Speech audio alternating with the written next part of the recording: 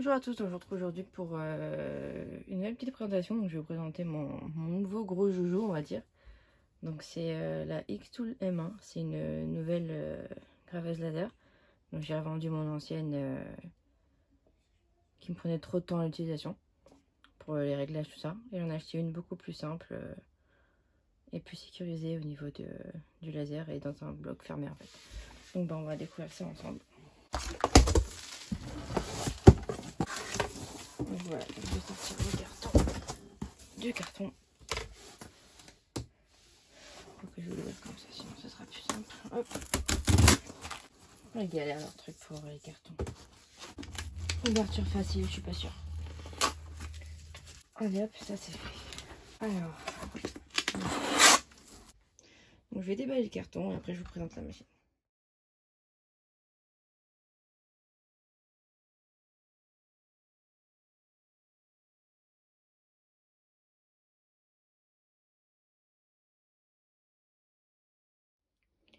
Donc voilà, j'ai déballé le carton, donc voilà un petit ébauche de ce que peut faire la machine. Donc en fait là, tous les mains, c'est une graveuse laser qui fait aussi, qui découpe aussi, donc qui fait des coupeuses aussi. Mais également, elle fait un peu comme une Cricut Maker, une Cricut Explorer, elle coupe aussi les matériaux style vinyle, papier, carton, flex, tout ça, avec une lame. Donc elle a deux outils, l'outil laser et l'outil lame à côté. Donc c'est pour ça d'ailleurs que je l'ai acheté, voilà, pas surtout pour la graveuse laser comme j'ai déjà la Cricut Maker. Mais le fait qu'elle fasse les deux, c'est vraiment intéressant aussi. Donc voilà la bête. Donc elle est quand même assez, vraiment assez imposante. Donc en vrai je la voyais pas aussi grande. Bon, je l'ai mise à la place de mon ancienne graveuse laser. Pour vous donner une idée de la taille. Elle fait 55 de long par 45 de profondeur. Et la hauteur 20-25 cm, je dirais. Donc, alors elle est vendue. Moi j'ai pris le pack sur Amazon.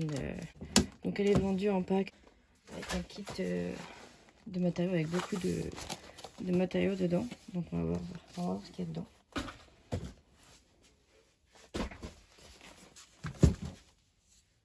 Hop. Voilà. Je vais mettre le papier avec ce qu'elle contient. Donc elle contient des médailles en inox pour graver, des colliers et des médaillons à graver aussi, des cartes métalliques pour graver également, un porte-carte en métal, des dessous de verre en ardoise, du papier coloré pour graver aussi également, du bois, un porte-téléphone en bois également. Voilà, c'est pas mal ça. Plusieurs petits, on va dire, médaillons en bois pour graver. Donc pour faire des porte-clés à offrir, ça peut être pas mal pour mettre les prénoms et puis des petits dessins sympas dessus. Et après des planches en bois, pas mal aussi quoi. Ah oui, ensuite du coup, du vinyle, du PVC en feuille, donc en plastique du coup. Du papier blanc autocollant, du faux cuir et des feuilles de PVC un peu brillantes. Après ils mettent quoi? Du PVC transparent également. Donc, je pense que c'est pour graver tout ça. Ou non, plutôt pour découper, parce que grave pas quand c'est transparent, plutôt pour découper dans des matières, des designs dans ces matières-là en fait avec la lame. Et un sac pour le décorer également. Donc voilà les médailles en bois pour aggraver du coup. Donc il y en a un paquet quand même, je sais pas combien il y en a. Pas marqué combien il y en a, mais il y en a un paquet. Voilà, ensuite le tote bag en toile.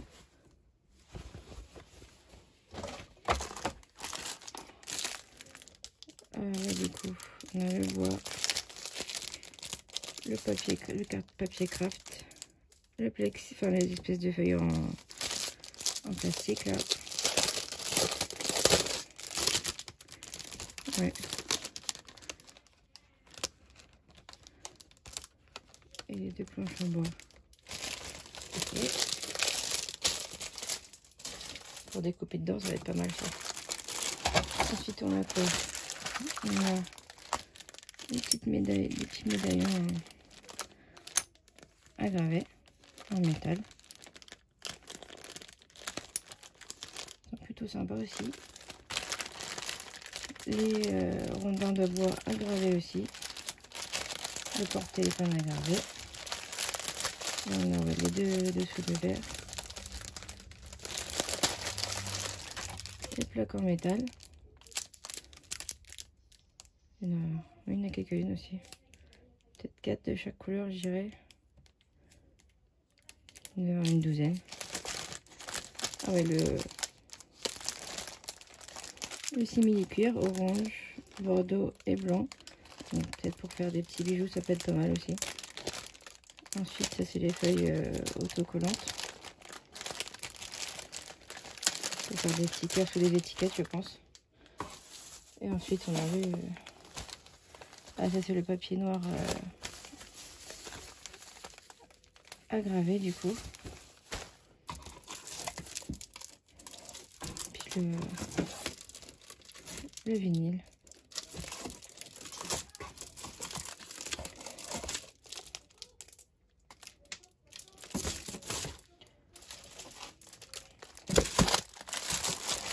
Hop, je pas vu s'il y avait du flex dedans. S'ils ont mis un sac, il doit y avoir du flex. Ouais, voilà, il y a du flex en fait et du vinyle. Il y a plusieurs feuilles de flex.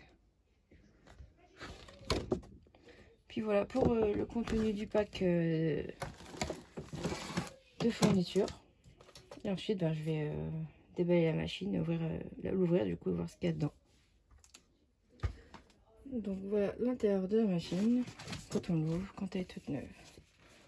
Les remerciements de la boîte et le manuel d'utilisation.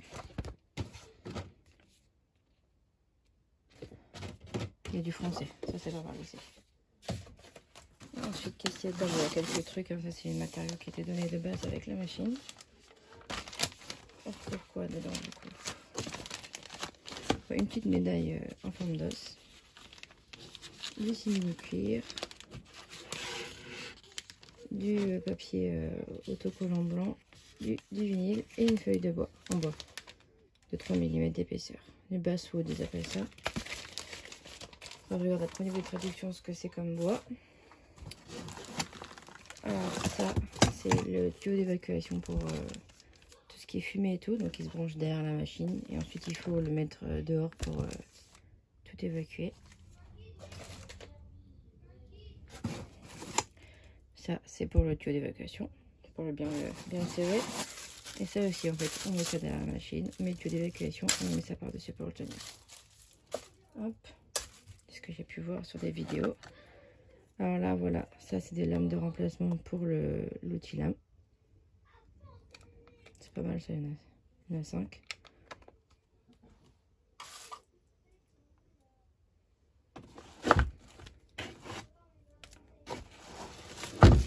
Le câble USB pour le mettre sur l'ordi. Moi du coup j'en ai un autre qui est déjà branché, qui est beaucoup plus long parce que mon ordinateur est de l'autre côté. Et l'alimentation. Parfait. Ensuite on enlève la mousse. C'est quoi ça? Ah oui, les vis pour le petit cache du tuyau. Hop. On voit à l'intérieur le module avec le laser et l'outil lame. Donc c'est ici, je sais pas si on verra bien sur la vidéo. Ah, il y a également des mousillons. On était bien protégé, c'est parfait. Il y a aussi des tapis. Donc comme dans le kit de matériel premium, il y en avait aussi. Donc ça me fera 4 tapis. Donc ça c'est le tapis pour couper le tissu. Donc je pense le simili-cuir, tout ça, si on veut le couper, il faudra mettre là-dessus. Et ça c'est le tapis pour tout ce qui est vinyle, flex, papier et compagnie. Donc de ce que j'ai pu voir, apparemment ils sont autocollants des deux côtés ces tapis là. Il y a un côté quadrillage et un côté non quadrillé. Hop.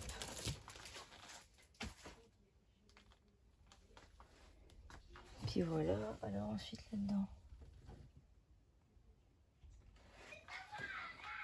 il y a le module laser, ok. Le plateau du fond qui s'enlève aussi. Si on veut surélever la machine pour graver d'autres choses par exemple, il faut enlever le fond, mettre les pieds et mettre le truc sur le plan de travail du coup. Puis voilà, donc qu'est-ce qu'il y a? Ah oui, il y a ça aussi. Ça c'est des tiges en métal qui sont faites pour surélever en fait les supports qu'on veut graver ou découper. Donc ça permet de laisser passer tout ce qui est petit débris et tout en dessous, et puis de favoriser du coup le passage de la fumée. Donc c'est pas mal, et ça aide aussi à la découpe apparemment de ce que j'ai pu voir.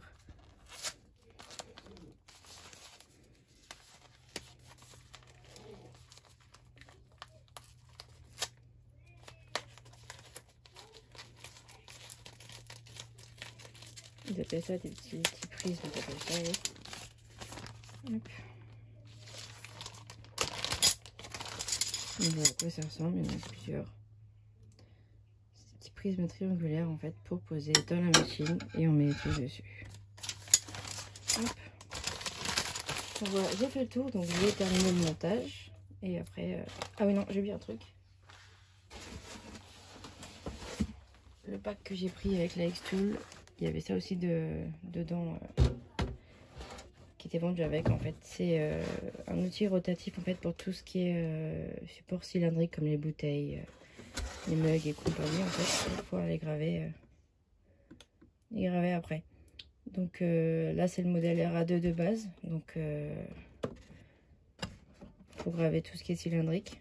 Avec celui-là on ne pourra pas graver les anneaux et autres petits trucs parce qu'il n'y a pas les tiges qui vont avec. Pour ça il faudra la version RA2 Pro. Et il y avait aussi vendu avec des pieds, donc ils appellent ça les risers en fait, pour permettre de surélever la machine.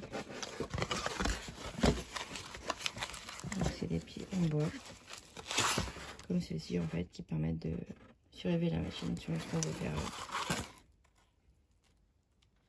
Le RA2 et RA2 Pro. Voilà, donc moi ce que j'avais fait du coup, c'est que j'ai contacté le vendeur sur Amazon directement pour savoir s'il vendait un pack avec le RA2 Pro. Ils m'ont dit que non, du coup il fallait passer sur le site. J'ai dit que c'était plus simple pour moi de passer par Amazon. Ils m'ont dit, bah écoutez, j'ai vu avec mon responsable, on vous envoie le RA2 Pro gratuitement. Donc j'étais super contente parce qu'il coûte quand même 300 € le module. Donc ils m'ont envoyé ça en plus de la machine gratuitement à côté. Donc celui-là, je vais pas en avoir besoin. Je pense que je vais le mettre en vente du coup à côté. Puis voilà. Donc je vous reprends quand elle sera toute montée et prête à l'utilisation.